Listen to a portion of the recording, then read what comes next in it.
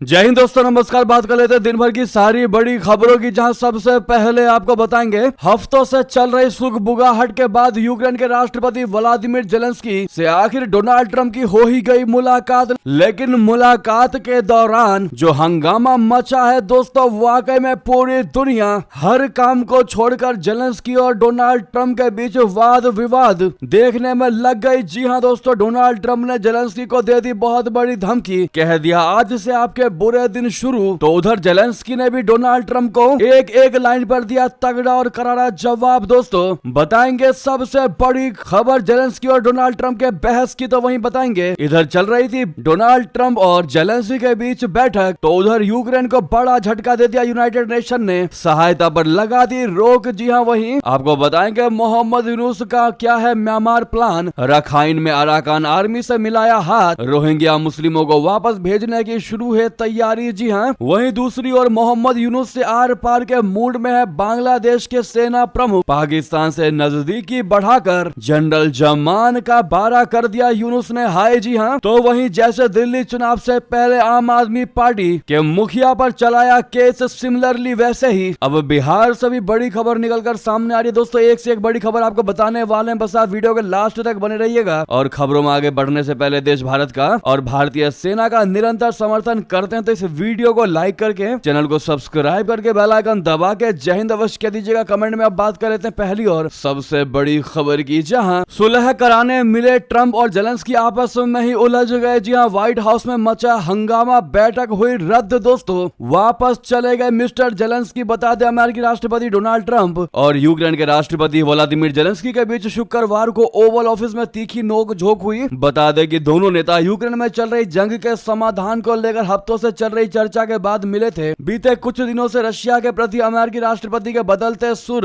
के बीच Zelensky Trump के साथ सौदा करने पहुंचे थे। हालांकि दोनों के बीच बात बनने से पहले ही बात बिगड़ गई। विवाद इतना ज्यादा बढ़ गया कि जेलेंस्की ने आनंद फानन में व्हाइट हाउस को ही छोड़ दिया। दोस्तों प्रेस कॉन्फ्रेंस को कैंसिल कर दी। वहीं ट्रंप ने बैठक के बाद बयान जारी करके यूक्रेनी राष्ट्रपति पर अमेरिका का अपमान करने का आरोप लगा दिया। जानकारी के मुताबिक पहले यह बैठक शांत माहौल में शुरू हुई थी। इसके बाद यूक्रेन युद्ध का जिक्र होते ही परिस्थितियां बदल गई। यूक्रेन के क्रिटिकल मिनरल्स को लेकर चल रही डील पर बातचीत के दौरान ट्रंप ने जेलेंस्की से कहा या तो आप ये सौदा करिए या हम बाहर हो जाएंगे। ट्रंप ने कहा कि आप लाखों लोगों के जीवन के साथ जुआ खेल रहे हैं, आप तीसरे विश्व युद्ध की तरफ जा रहे हैं और आप जो कर रहे हैं वो इस देश के लिए बहुत ही ज्यादा अपमानजनक है। दोस्तों न्यूज एजेंसी एपी ने बताया कि जेलेंस्की गुस्से में व्हाइट हाउस को छोड़कर निकल गए। वहीं अमेरिकी यूक्रेन के खनिज सौदे पर हस्ताक्षर करने के लिए निर्धारित प्रेस कॉन्फ्रेंस को भी रद्द कर दिया गया है। इसके बाद ट्रंप ने ओवल ऑफिस में हुई तीखी बहस के बाद ट्रूथ सोशल पर एक पोस्ट में जेलेंस्की पर अमेरिका का अपमान करने का आरोप लगाए हैं। ट्रंप ने लिखा, मुझे लगता है कि राष्ट्रपति जेलेंस्की अमेरिका की मदद से शांति के लिए तैयार नहीं है। जेलेंस्की को लगता है कि यह समझौता करवाकर मुझे बहुत मुनाफा हो रहा है, मुझे लाभ नहीं चाहिए, मुझे शांति चाहिए। ट्रंप ने आगे कहा जब वो शांति के लिए तैयार होंगे तो वे वापस आ सकते हैं। दोस्तों अमेरिकी राष्ट्रपति ने यह भी कहा कि उन्हें उम्मीद है कि वो शांति दूत के रूप में याद किए जाएंगे। ट्रंप ने कहा कि मैं लोगों की जान बचाने के लिए शांति समझौता चाहता हूं, हमारी वजह से यूक्रेन सही सलामत है। दोनों नेताओं के बीच इतनी ज्यादा तीखी बहस हो गई कि अमेरिका के उपराष्ट्रपति जेडी वेंस को बीच बचाव करना पड़ा। डोनाल्ड ट्रंप ने जेलेंस्की को धमकी दे डाली, ये तक कह दिया कि आज से आपके बुरे दिन शुरू हो गए हैं मिस्टर जेलेंस्की। आज अगर हमने अपनी मिलिट्री तुमको नहीं दिया होता, आज हमने तुमको मिलिट्री वेपन्स नहीं दिए होते तो आज तुम या तुम्हारे यूक्रेन का कोई वजूद नहीं होता, क्योंकि ये युद्ध मात्र 2 हफ्ते में खत्म हो चुका होता। और जैसे ही दोस्तों ट्रंप ने कहा कि ये युद्ध 2 हफ्ते में खत्म हो गया होता अगर हम आपको हथियार नहीं देते, तभी दोस्तों जेलेंस्की कहने लगे नहीं नहीं साहब 2 हफ्ते क्यों, मात्र 3 दिन में ये युद्ध खत्म हो जाता, क्योंकि पुतिन ने भी ऐसा ही कहा था कि हम 3 दिन में इस युद्ध को खत्म कर देंगे। वो भी जेलेंस्की ने गुस्से में ये बातें कही डोनाल्ड ट्रंप की बातों को सुनकर, क्योंकि जेलेंस्की जो एक्सपेक्ट कर रहे थे डोनाल्ड ट्रंप से वो उनको नहीं मिला। इसीलिए पूरे बयान के बीच आप उनके चेहरे को भी परख सकते हैं, वो काफी ज्यादा अंदर से भरे हुए नजर आ रहे थे और ऐसा लग रहा था कि डोनाल्ड ट्रंप के साथ एक एक सेकंड उनके लिए भारी पड़ रहा था कि आखिर मैं कहां आकर फंस चुका हूं। जेलेंस्की ने कहा कि मैं उस हत्यारे व्लादिमीर पुतिन के साथ कोई समझौता नहीं करूंगा,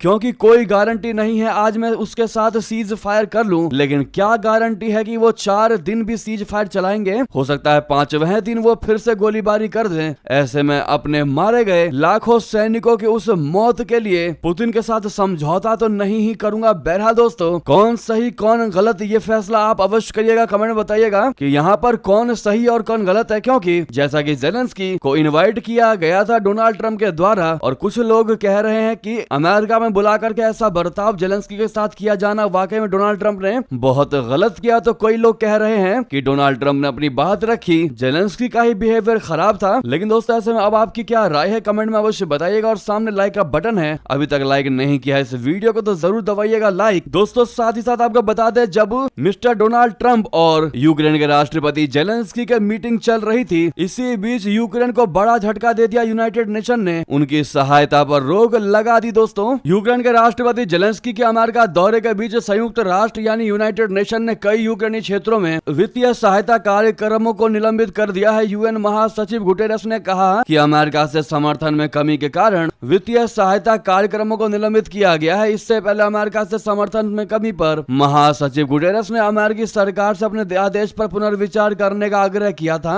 गुटेरेस ने कहा था कि दुनिया भर के सबसे कमजोर समुदायों के लिए उनका जीवन और आजीविका इस सहायता पर निर्भर करती है। वहीं आपको बता दें, मोहम्मद यूनुस का म्यांमार प्लान, रखाइन में अराकान आर्मी से मिलाया हाथ, रोहिंग्या मुस्लिमों को वापस भेजने की शुरू हुई तैयारी। क्या है ये खबर बता दें। दरअसल बांग्लादेश में मोहम्मद यूनुस के नेतृत्व वाली अंतरिम सरकार ने पड़ोसी म्यांमार की अस्थिरता का फायदा उठाना शुरू कर दिया है। अंतरिम सरकार ने म्यांमार के विद्रोही गुट अराकान आर्मी से हाथ मिला लिया है। अराकान आर्मी को हाल के दिनों में तेजी से सफलता हासिल लगी है और इसने म्यांमार के रखाइन प्रांत पर लगभग कब्जा कर लिया है। इसके साथ ही इसका बांग्लादेश से लगने वाली सीमा पर भी नियंत्रण हो गया है। मोहम्मद यूनुस का प्रशासन इसका फायदा रोहिंग्या संकट का हल करने के लिए उठाना चाहता है। रोहिंग्या मुद्दे पर मुख्य सलाहकार के उच्च प्रतिनिधि खलीलुल रहमान ने कहा कि देश की सीमा की रक्षा और रोहिंग्या प्रत्यावर्तन के लिए अराकान आर्मी के साथ संपर्क बनाए हुए हैं। एक कार्यक्रम में उन्होंने कहा कि जिस दिन अराकान आर्मी ने हमारी सीमा पर अपना झंडा फहराया, मुझे तुरंत एहसास हुआ कि ये एक नई दुनिया है, उसको आपको उनसे डील करना होगा। वहीं बता दें, दूसरी ओर क्या मोहम्मद यूनुस से आर पार के मूड में है बांग्लादेश के सेना प्रमुख। पाकिस्तान से नजदीकी ने जनरल जमान को दिला दिया गुस्सा। दोस्तों, बांग्लादेश के सेना प्रमुख वकर उज जमान मोहम्मद यूनुस की अंतरिम सरकार से नाराज बताए जा रहे हैं। साथ ही बांग्लादेश की सेना में मौजूदा शासन व्यवस्था को लेकर भी असंतोष है। विवाद का एक महत्वपूर्ण मुद्दा सेना प्रमुख को कथित तौर पर दरकिनार किया जाना है। साथ ही साथ बांग्लादेश की पाकिस्तान से नजदीकियां और यूनुस सरकार की खस्ता हाल कानून और व्यवस्था भी है। न्यूज 18 की रिपोर्ट्स के मुताबिक शेख हसीना शासन के दौरान नियुक्त किए गए वकर उज जमान ने उनके साथ मजबूत संबंध बनाए रखे। शेख हसीना के साथ उनके पारिवारिक संबंध भी है। उनकी पत्नी शेख हसीना की चचेरी बहन है और उनके ससुर नौवे सेना प्रमुख रहे हैं। दरअसल हाल ही में ISI प्रमुख ने ढाका का दौरा किया था और इस दौरान उन्होंने बांग्लादेश सेना के quarter master general lieutenant general Mohammad Faizur Rahman से मुलाकात की। फैजुर रहमान सीनियरिटी में चौथी रैंक पर है। ऐसे में ISI प्रमुख की इस मुलाकात को वकर उज जमान का अपमान माना जा रहा है। इसके बाद से ही सेना प्रमुख यूनुस सरकार से नाराज बताए जा रहे हैं। दोस्तों, आप समझ सकते हैं कि मोहम्मद यूनुस की ये चालें वाकई में बांग्लादेश को बर्बाद करके ही छोड़ेंगी। तो वहीं बता दें, और इनका असर दोस्तों भारत के बॉर्डर इलाकों में, बॉर्डर क्षेत्र पर देखने को मिल रहा है, जहां पर बड़ी संख्या में रात घुसपैठ की कोशिश कर रहे थे बांग्लादेशी। BSF ने त्रिपुरा की सीमा पर 15 को पकड़ा। जी हां, बांग्लादेश की ओर से भारतीय क्षेत्र में घुसपैठ की घटनाएं लगातार जारी है। अब सीमा सुरक्षा बल यानी BSF ने त्रिपुरा में बांग्लादेश के 15 नागरिकों को धर दबोचा है। जानकारी के मुताबिक BSF ने गुप्त सूचना के बाद 2 अलग अलग अभियान के दौरान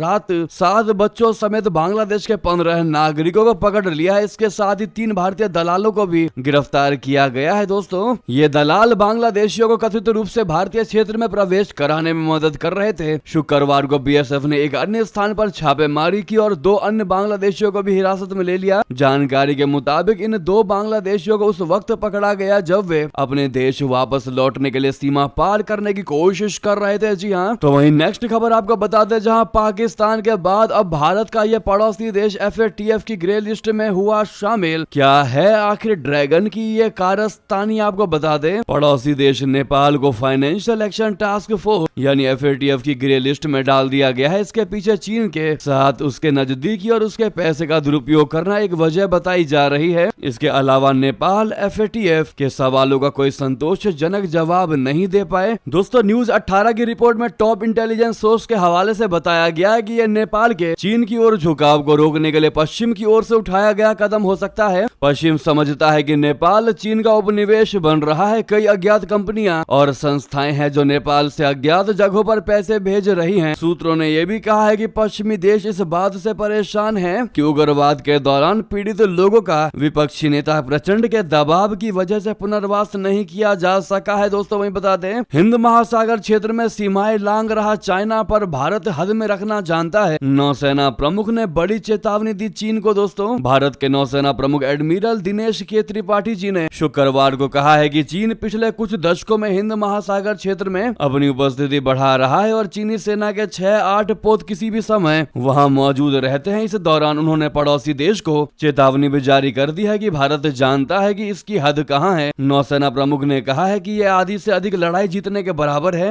एडमिरल त्रिपाठी नई दिल्ली में भारत 2047 युद्ध में आत्मनिर्भर विषय पर आयोजित एक सम्मेलन में हिस्सा लेने के लिए पहुंचे थे, जहां पर उन्होंने ये बयान दिया कि चीन पिछले कुछ दशकों से हिंद महासागर क्षेत्र में अपनी मौजूदगी बढ़ाता रहा है। न केवल महासागरों में बल्कि जमीन पर भी पीएलए की नौसेना, जो संख्या के हिसाब से सबसे बड़ी नौसेना है, समुद्री डकैती को खत्म हो जाने के बावजूद इंडियन ओशियन रीजन में किसी भी समय 6 से 8 सक्षम युद्ध तैनात रखती है। उन्होंने कह दिया है कि चीन चाहे कुछ भी कर ले, अच्छी बात यह है कि भारतीय नौसेना के रूप में हम पूरी तरह से जानते हैं कि कहां क्या हो रहा है और उससे कौन और क्यों कर रहा है। जी हां, वहीं अगली खबर बता दें, महाकुंभ के लिए भारत में एंट्री से पहले पाकिस्तानी हिंदू का हुआ अपहरण। वाघा बॉर्डर के पास हुई ये वारदात। दोस्तों पाकिस्तान का एक हिंदू युवक भारत में तीर्थ यात्रा के लिए रवाना हुआ था, मगर वाघा बॉर्डर पार करने और भारत में प्रवेश करने से जस्ट पहले ही पाकिस्तानियों ने उसका अपहरण कर लिया। इससे परिवार में हड़कंप मच गया है। जानकारी के मुताबिक हिंदू युवक को कुछ अज्ञात लोगों ने उस समय अगवा कर लिया जब वो और उसका परिवार भारत में महाकुंभ स्नान हेतु तीर्थ यात्रा के लिए वाघा सीमा पार करने वाले थे। युवक की बहन ने यह दावा करते हुए पाकिस्तान के सेना प्रमुख और सरकार से उनकी सुरक्षित वापसी सुनिश्चित करने की अपील की है। अगली खबर आपको बता दें, जहां फिर एक बार पोप फ्रांसिस को लेकर चौंकाने वाली खबर। पोप फ्रांसिस की बिगड़ी तबियत, वेंटिलेटर सपोर्ट सिस्टम पर रखे गए पोप फ्रांसिस। जी हाँ, वेटिकन ने शुक्रवार को पुष्टि की है कि 88 वर्षीय पोप फ्रांसिस की स्वास्थ्य स्थिति बेहद गंभीर है। पोप को दोनों फेफड़ों में निमोनिया हो चुका है, जिससे उनकी हालत और बिगड़ चुकी है। वेटिकन के मुताबिक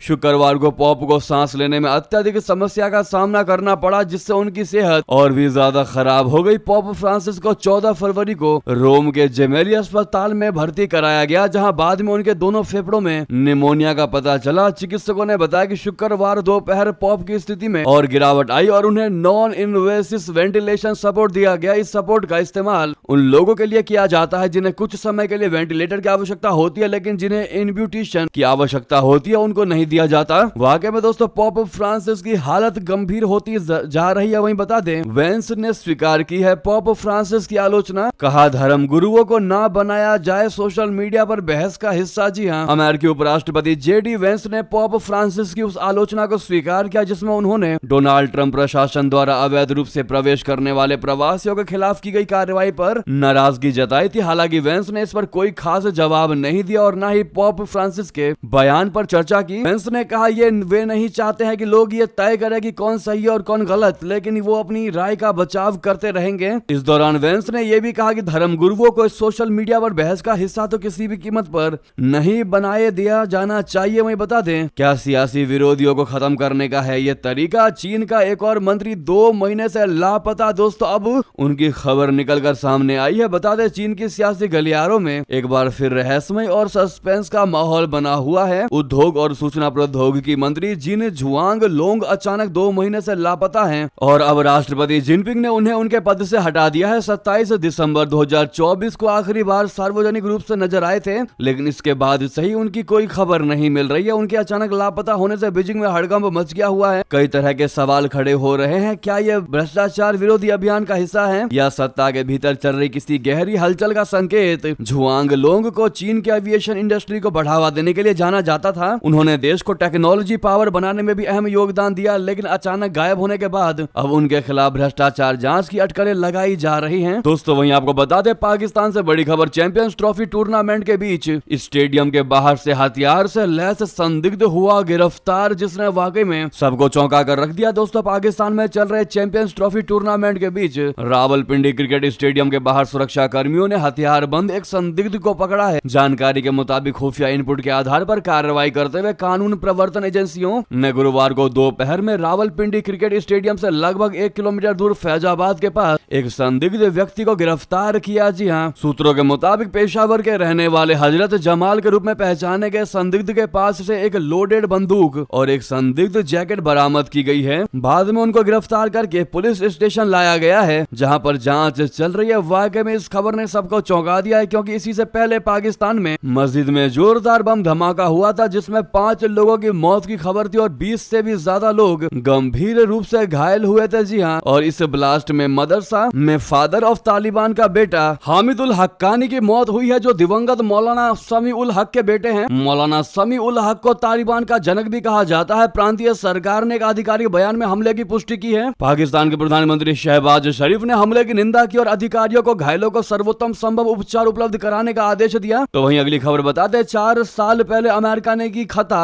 यानी गलती, अब सजा भुगत रहा उसका पाकिस्तान। रह रह कर टेंशन दे रहा उसको अफगानिस्तान। जी हाँ, 2021 में तालिबान शासन की शुरुआत से पहले अमेरिकी सेना ने हड़बड़ी में अफगानिस्तान छोड़ दिया था। अब पाकिस्तान का कहना है कि अमेरिका की जल्दबाजी में हुई वापसी के दौरान वहां छोड़े गए हथियार उनके लिए मुसीबत बन चुके हैं। पाकिस्तान ने इस मुद्दे पर शुक्रवार को अपनी गहरी चिंता दोहराई। अमेरिकी रक्षा विभाग की एक रिपोर्ट के मुताबिक अमेरिकी सेना की वापसी के समय करीब $7 अरब की कीमत के सैन्य उपकरण अफगानिस्तान में छूट गए थे। पाकिस्तान के विदेश कार्यालय के प्रवक्ता शफकत अली खान ने साप्ताहिक प्रेस वार्ता में कहा कि अत्याधुनिक हथियारों का इस्तेमाल अफगानिस्तानी आतंकवादी पाकिस्तान के अंदर हमलों के लिए कर रहे हैं। उन्होंने कहा कि हमने अंतर्राष्ट्रीय समुदाय और अफगान अधिकारियों से इस मुद्दे का समाधान निकालने के लिए कहा है। प्रवक्ता ने कहा कि उनका देश अफगानिस्तान के साथ सहयोगात्मक संबंधों की उम्मीद करता है, लेकिन इसमें पड़ोसी देश में आतंकवादी पनाहगाहों की मौजूदगी मुख्य बाधा है। जी हाँ, उन्होंने प्रतिबद्धता जताई कि अफगान अधिकारियों के साथ पाकिस्तान इन मुद्दों को लगातार उठाता रहेगा। वहीं बता दें, भारत को डोनाल्ड ट्रंप सरकार ने दिया अल्टीमेटम, तो रशिया ने अमेरिका को सुनाई खरी खरी। जी हाँ, भारत पर रूसी तेल की खरीद बंद करने के लिए अमेरिका लगातार दबाव बनाता रहा है। यूक्रेन से युद्ध की वजह से रशिया पर कई सारे प्रतिबंध लगाने वाला अमेरिका चाहता है कि भारत रशिया की जगह उससे तेल खरीदे। अमेरिका ने कहा था कि जो रशिया तेल के टैंकर भारत के लिए निकल चुके हैं, उन्हें खाली कराने का समय सिर्फ 27 फरवरी तक का है, उसके बाद प्रतिबंध लागू हो जाएंगे। अब रशिया ने अमेरिका को खरी खरी सुनाई। रशिया ने कह दिया है कि अमेरिका की भारत और रूस के बीच तेल खरीद पर रोक लगाने की जो मांग है वो पूरी तरह अनैतिक और नुकसानदायक है। रूसी विदेश मंत्रालय के प्रवक्ता मारिया जखारोवा ने कहा कि हमें पता चला है कि हाल ही में अमेरिका ने भारत से 27 फरवरी तक रूसी तेल टैंकरों को खाली कराने की मांग की थी। दोस्तों, यूक्रेन युद्ध की वजह से पिछले कुछ समय से अमेरिका रशिया और भारत के संबंधों को कमजोर करने की कोशिश में लगा हुआ है। हालांकि भारत ने इस मामले में लगातार खुद को न्यूट्रल ही दिखाया है। जी हाँ, तो वहीं आपको बता दें, लालू, राबड़ी और तेजस्वी यादव के खिलाफ केस चलाने के लिए पर्याप्त सबूत है। सीबीआई ने कोर्ट के सामने रख दी अपील। बिहार चुनाव से पहले ये सबसे बड़ी खबर आपको बता दें, लालू प्रसाद यादव की मुश्किलें एक बार फिर बढ़ने वाली है। लालू के साथ ही अब उनके परिवार पर भी सीबीआई का शिकंजा है। सीबीआई ने शुक्रवार को दिल्ली की एक अदालत से कहा है कि भारतीय रेलवे, खान पान एवं पर्यटन निगम बोले तो IRCTC में अनियमितताओं से जुड़े भ्रष्टाचार के एक मामले में राष्ट्रीय जनता दल यानी RJD प्रमुख लालू प्रसाद यादव, उनकी पत्नी, बेटे और अन्य के खिलाफ मुकदमा चलाने के लिए पर्याप्त सबूत हैं। सीबीआई ने यह दलील विशेष न्यायाधीश विशाल गोगने के समक्ष दी है, जिन्होंने लालू प्रसाद यादव, उनकी पत्नी एवं बिहार की पूर्व मुख्यमंत्री राबड़ी देवी और बेटे एवं बिहार के पूर्व उप